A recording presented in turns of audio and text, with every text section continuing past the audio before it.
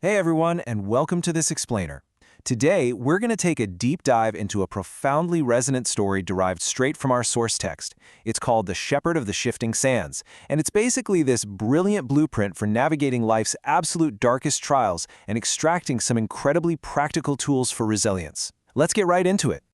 Okay, let's dive into this. We're immediately introduced to a young desert shepherd who experiences a sudden devastating loss. Just in the blink of an eye, he literally loses his flock during a powerful sandstorm. Now, think about that for a second. For a shepherd out in this harsh environment, a flock isn't just a job, right? It's his sheer survival, his wealth, his entire purpose. One minute, everything he relies on is right there, and the next, it is completely swallowed up by the roaring, blinding desert. It's the ultimate, catastrophic, sudden loss. That brings us to Section 1, the powerful sandstorm. Here we'll see the sheer destructive nature of this sudden storm. The narrative really grounds us in a world defined by unpredictable elements and shifting sands. Just imagine the intense sensory experience of that desert environment. The blinding sand, the howling wind, the severe physical disorientation of a storm where the actual landscape is literally changing shape right in front of you.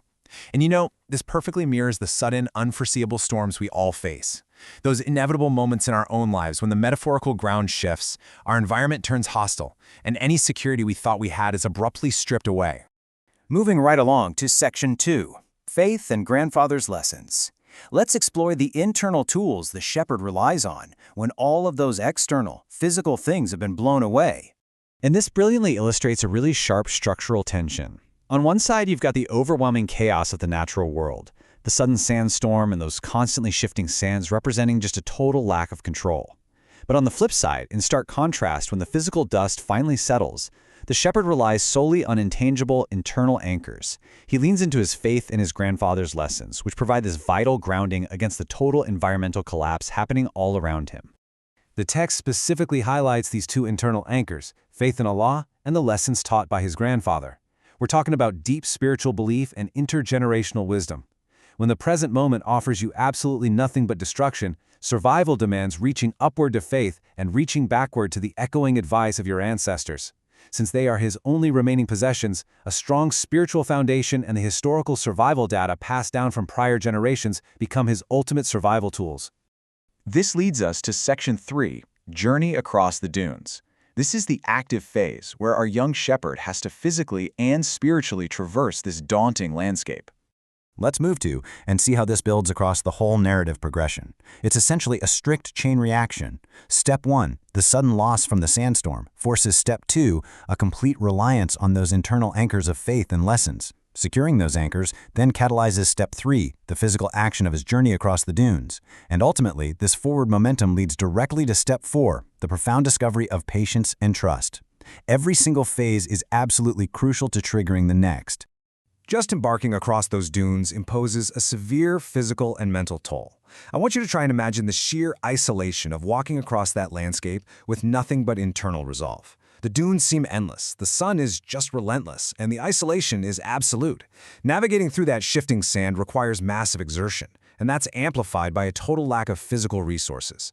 It is an agonizing, quiet journey where every single step forward demands a conscious, deliberate choice not to just surrender to the vast emptiness. And that brings us to our final segment, Section 4, Patience Through Dark Trials. This is the ultimate boon of the shepherd's journey and a truly powerful realization. So the crucial point is that patience and trust are absolutely not passive virtues here. This isn't just about enduring suffering and twiddling your thumbs waiting for a spontaneous resolution, no way. Instead, the narrative frames patience and trust in Allah as a highly active internal mechanism and a true spiritual beacon. They're practical, operational tools working right inside the human mind, capable of actively guiding a person upward and outward from absolute despair. The narrative culminates with this powerful guarantee that these internal anchors can guide a person through even the darkest trials. Think about that for a second. Even in the blinding, sun-scorched heat of the desert dunes, this is classified as a dark trial. Why? Because the true darkness is internal. It's the darkness of hopelessness. The text guarantees that when your physical path is completely obliterated by sudden storms, these internal anchors actually work. They act as a compass that simply doesn't break. We've seen exactly how this young shepherd survived total devastation by activating his faith and his intergenerational wisdom. So I'll leave you with this.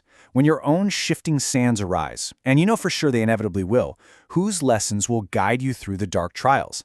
What internal anchors have you prepared for the storm? Take this narrative to heart, seriously evaluate what sustains you, and start building those anchors right now before the wind starts howling.